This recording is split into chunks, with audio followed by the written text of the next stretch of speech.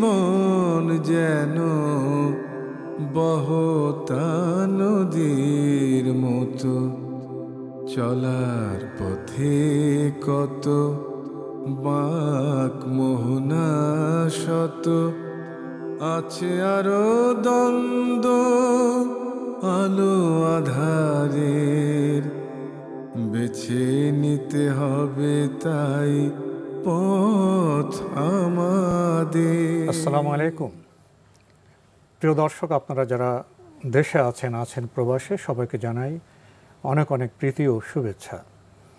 শুরু হলো এনটিভি আয়োজিত এবং লাভ হলো নিবেদিত টক শো আলোকপাত। আমাদের আজকের বিষয় পরিবেশ সংকট। আপনাদের সাথে আছি আমি জয়নুল আবেদিন আজাদ। আর আজকে আমাদের মাঝে অতিথি হিসেবে উপস্থিত আছেন বিশিষ্ট বিজ্ঞান গবেষক ডক্টর মশিউর রহমান। আসসালামু আলাইকুম ওয়া রাহমাতুল্লাহি ওয়া বারাকাতুহু। প্রিয় দর্শক, আমরা তো একটি পরিবেশের মধ্যে বসবাস করছি। আমাদের পায়ের নিচে মৃত্তিকা, মাটি, ধরিত্রী, বাতাস থেকে আমরা নিঃশ্বাস নিচ্ছি, অক্সিজেন পাচ্ছি, পানি আছে।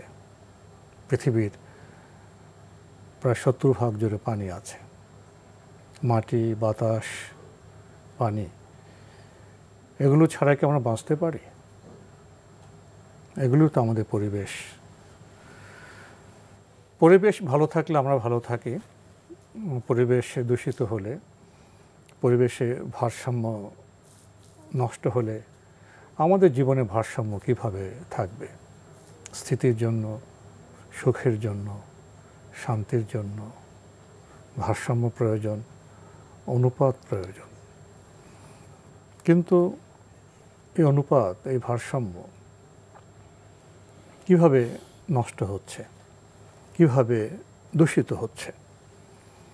যদি আমরা এর বস্তুনিষ্ঠ বিশ্লেষণে যাই, তাহলে বিজ্ঞান এবং প্রযুক্তি চর্চার প্রশংসা করে আমাদের বলতে হবে, বিজ্ঞান আমাদেরকে অনেক কিছু দিচ্ছে, আবার কেড়ে নিচ্ছে অনেক কিছু। বিজ্ঞানের চর্চা বলি, অতি চর্চা বলি, সেটা আমাদের কি দিচ্ছে? আমরা কি একটু হিসেব নিয়ে দেখব না? কেউ কেউ বলেন, বিজ্ঞানকে দোষ দিয়ে লাভ কি? বিজ্ঞান চর্চার পেছনে যে মানুষ আছে, সে মানুষই তো প্রকৃত নায়ক বা খলনায়ক। আসুন, বর্তমানে আমরা যে পরিবেশে বসবাস করছি, সেখানে কিছু বিপর্যয় দেখা দিয়েছে। আমরা সেটা নানাভাবে ব্যাখ্যা করছি। কখনো বলছি পরিবেশ বিপর্যয়, কখনো বলছি জলবায়ু সংকট, আবার কবি কাব্য করে বলছেন কার্বনে ভরে গেছে আমাদের আকাশ। এই যে আমি ছোট্ট একটা ভূমিকা দিলাম, এখানে হয়তো মনে করতে পারে আমি বিজ্ঞানকে কাঠ ঘরে দাঁড় করিয়েছি। আপনি তো বিজ্ঞান চর্চা মানুষ, আপনি এই বিষয়কে কিভাবে ব্যাখ্যা করবেন?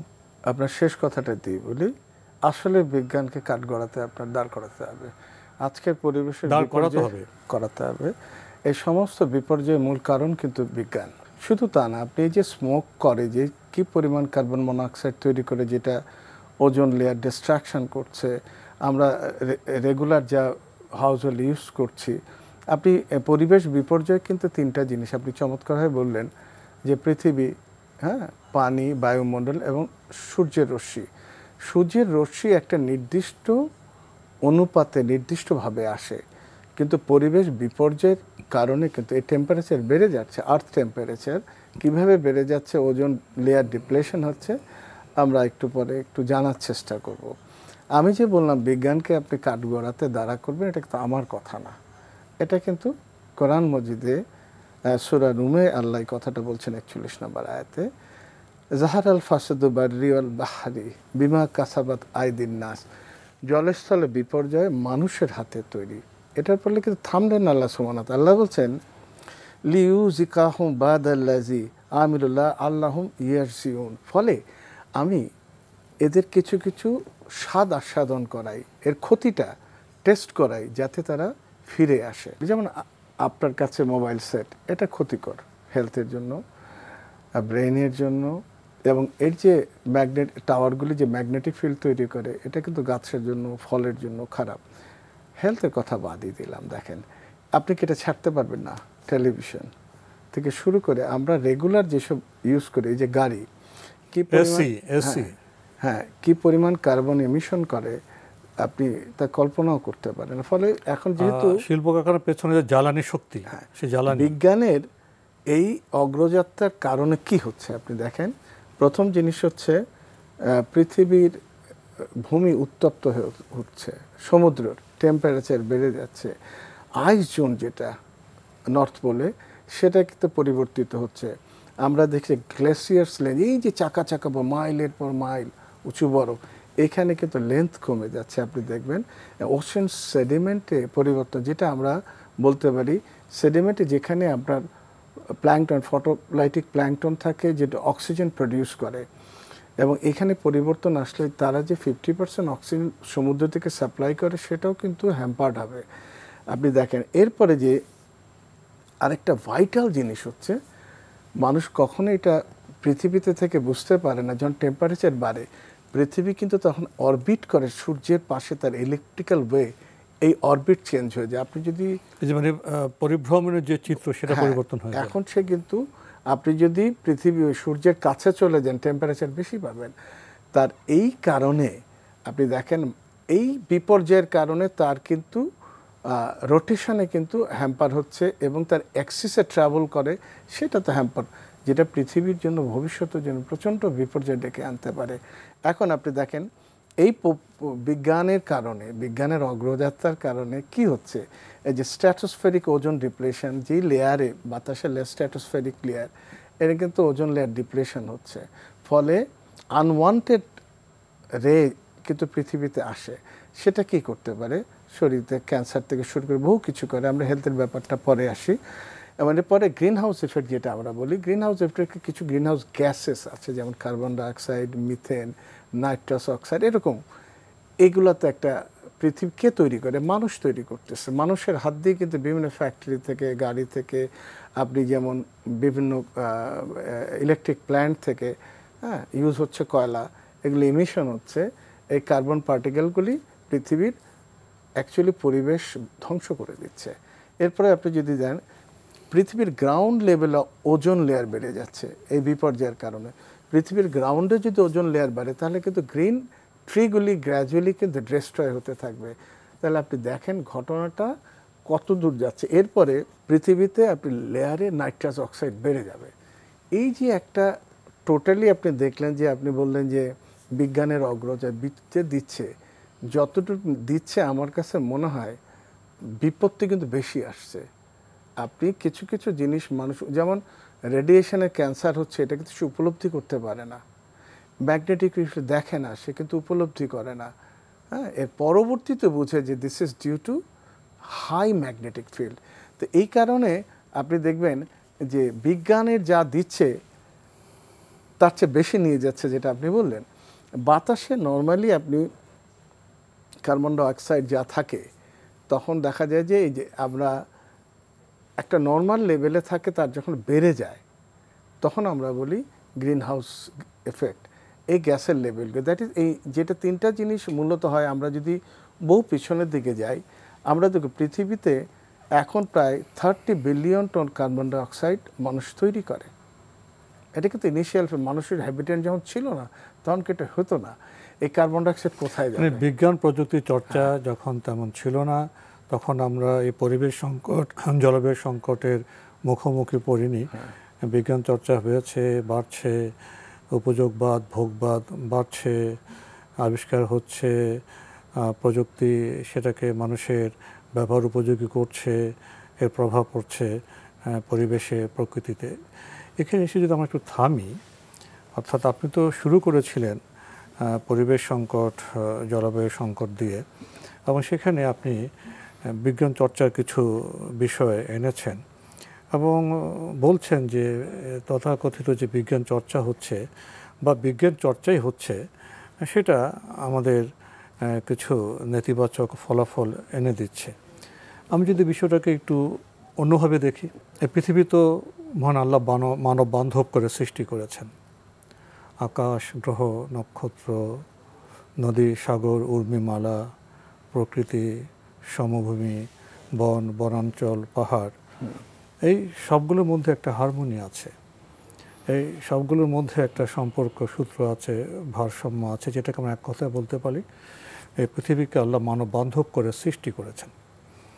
তো মানুষের মধ্যেও তো জ্ঞানের বৃত্তি আছে, গবেষণা আছে, বিজ্ঞানীরা কোথায় কি আল্লাহ সৃষ্টি করেছে সেটা তারা এক্সপ্লোর করছেন, আহরণ করছেন, এটা তো ভালো বিষয়। এই ভালো বিষয়টা যখন আমরা ব্যবহার উপযোগী করতে যাই টেকনোলজির মাধ্যমে, প্রযুক্তির মাধ্যমে, সেখানে মানুষ কাজ করে, রাষ্ট্রপতিরা, নেতারা কাজ করেন, বিজ্ঞানীরা দেশ চালান না, সমাজ চালান না, বিজ্ঞানীরা গবেষণা করেন, আবিষ্কার করেন, প্রযুক্তিবিদরা রাষ্ট্রনীতি, সমাজনীতির আলোকে সেগুলি মানুষের ব্যবহার উপযোগী করে, মানুষকে আরামপ্রদ জীবন দেয়। এখানে কি যারা বিজ্ঞান পরিচালনা করছেন, বিজ্ঞানীদের পরিচালনা করছেন, যারা রাষ্ট্রনায়ক, তাদেরকে একটু দার্শনিক হওয়া প্রয়োজন ছিল না? তারা যদি আল্লাহর যে নিয়ামত পৃথিবীকে মানব বান্ধব করে সৃষ্টি করেছেন, আমি পানি বলি, ফল ফসল বলি, জ্বালানি বলি, সূর্যের তাপ বলি, তো সমুদ্রের সম্পদ বলি, সমুদ্রের পানির যে বিভিন্ন লেয়ার, বিভিন্ন স্তর, সেখানে বিভিন্ন তাপমাত্রা, আপনি একটু আগে বলেছেন অক্সিজেনের বেশিরভাগই আমরা পাই সমুদ্র থেকে। তো এগুলোর সাথে আচরণ কেমন হবে, ব্যবহার কেমন হবে, প্রকৃতিতে আমি কি হস্তক্ষেপ করছি কি না, তাহলে তো প্রকৃতির প্রতিশোধের একটা বিষয় চলে আসবে। এসব ক্ষেত্রে কি বিজ্ঞানীর চাইতে বেশি যারা রাষ্ট্রনায়ক, যারা রাষ্ট্র পরিচালনা করছেন, যারা সিভিলাইজেশনকে বা এই সভ্যতাকে পরিচালনা করছেন, বড় বড় পরাশক্তি, তাদের উপর কি দায়টা আসে না? সবচেয়ে বেশি যারা হচ্ছে রিচ কান্ট্রি, যারা জ্বালানি যত বেশি ব্যবহার করছেন, তারা এর জন্য রেসপন্সিবল। আপনি ইউরোপ, আপনি শুধু নট অনলি, যে বিজ্ঞানী তো আবিষ্কার করবেন, আহরণ করবেন, প্রযুক্তিবিদ সেটাকে মানবের ব্যবহার উপযোগী করবে। এই বিজ্ঞান এবং প্রযুক্তি চর্চা করতে গিয়ে আল্লাহর এই ভারসাম্যপূর্ণ সৃষ্টি জগতে কোনো ভারসাম্য নষ্ট হচ্ছে কিনা, কারো আগ্রাসী বিজ্ঞান চর্চার কারণে মানব সমাজে ক্ষতি হচ্ছে কিনা, সেটা দেখার ভারত যারা দেশ রাষ্ট্র পরিচালনা করছেন, যারা সভ্যতা পরিচালনা করছেন, তাদের এখানে এসে শেষ করেছিলাম। এটার প্রথম উত্তর আমি সূরা আরাফের 56 নম্বর আয়াত থেকে দিচ্ছি। এটা আল্লাহ সুবহানাহু ওয়া তাআলা বলছেন, ওয়ালা তাফসিদু ফিল আরদি বাহদা ইসলাহিয়া। এখানে মূল যদি আপনি দেখেন যে আল্লাহ পৃথিবীকে যেভাবে দিল সেটাই প্রিজার্ভ করতে বললেন।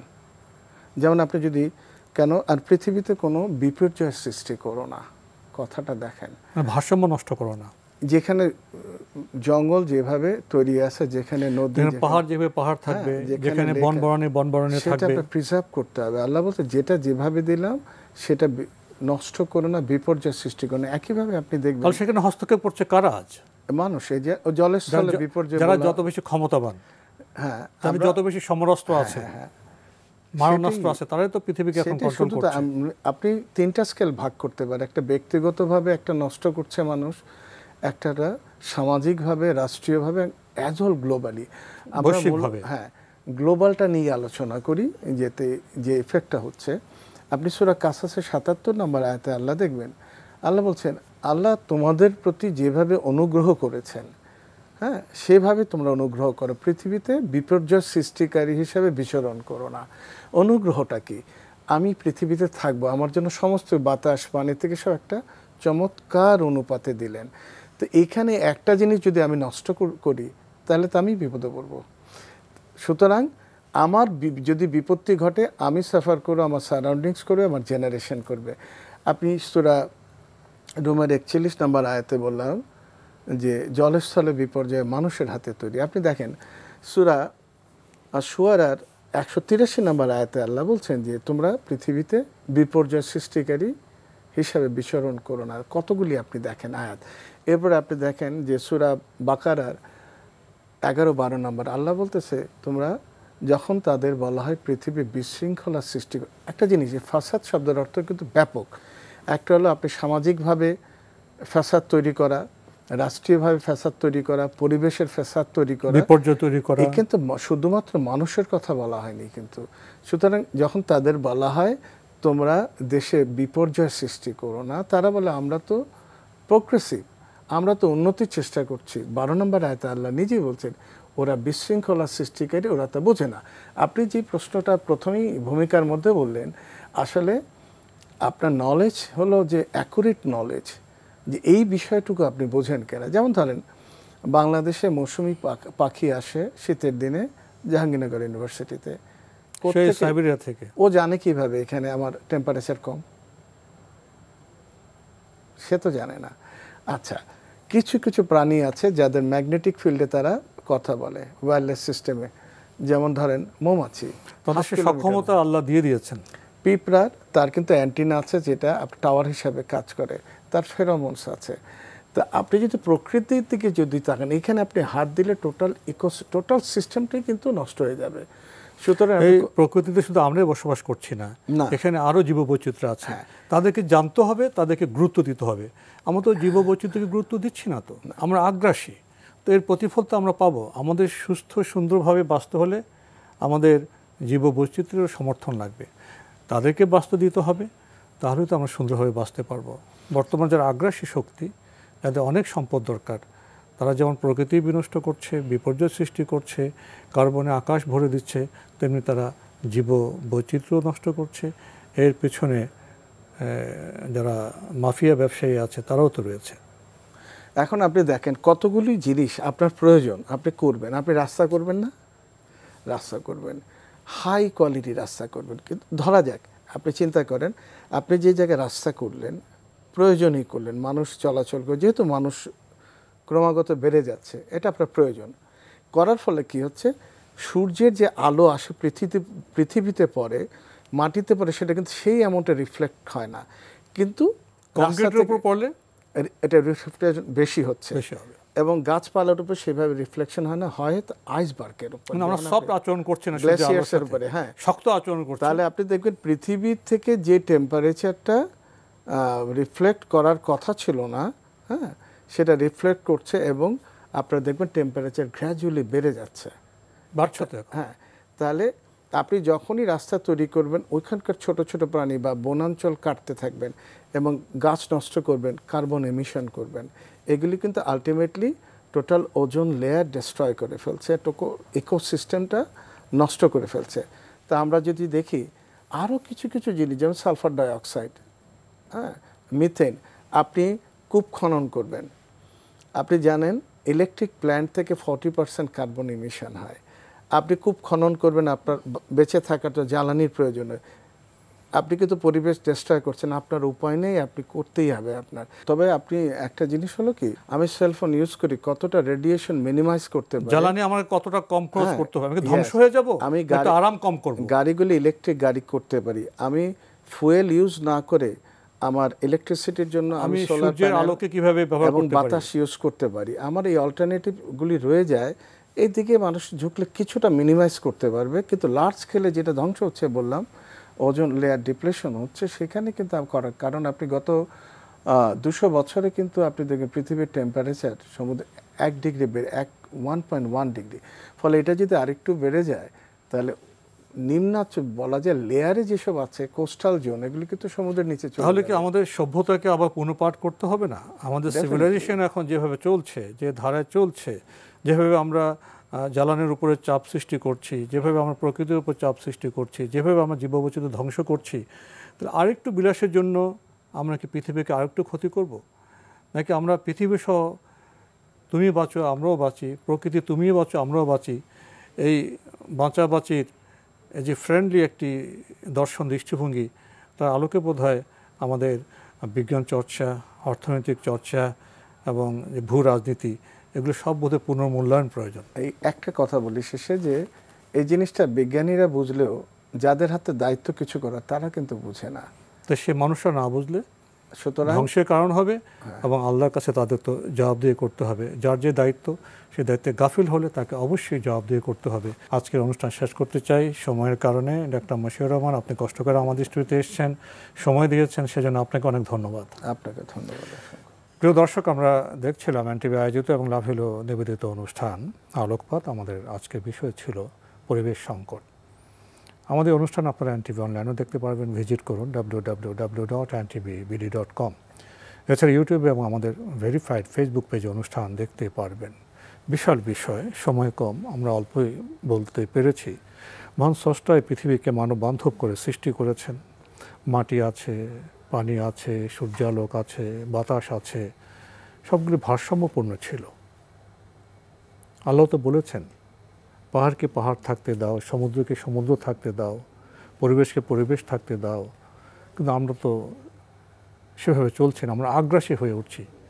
কে কতটা বিজয়ী হব, কে কতটা তাণ্ডব চালাবো, এই ভুল ভাবনা তো বিজ্ঞান প্রযুক্তির পেছনে যারা রাষ্ট্রনায়ক, যারা অধিপতি, তারাই তো দায়ী।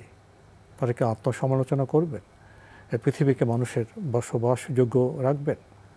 বিজ্ঞানের প্রতি, প্রযুক্তির প্রতি যেন আমাদের বিরূপ ধারণা না হয়। আসলে বিজ্ঞান প্রযুক্তি তো কল্যাণকর, কিন্তু শর্ত হলো বিজ্ঞান প্রযুক্তির পেছনে যে মানুষটি সক্রিয়, সে মানুষকেও মানবিক হতে হবে, আল্লাহর বান্দা হতে হবে এবং তাকওয়ার চেতনায় সমৃদ্ধ হতে হবে। প্রিয় দর্শক, মহান আল্লাহ আমাদের সবাইকে নিরাপদে রাখুন, রাখুন শান্তিতে। আসসালামু আলাইকুম। চলার পথে কত বাঁক মোহনা শত, আছে আরো দ্বন্দ্ব আলো আধারের, বেছে নিতে হবে তাই পথ আমাদের।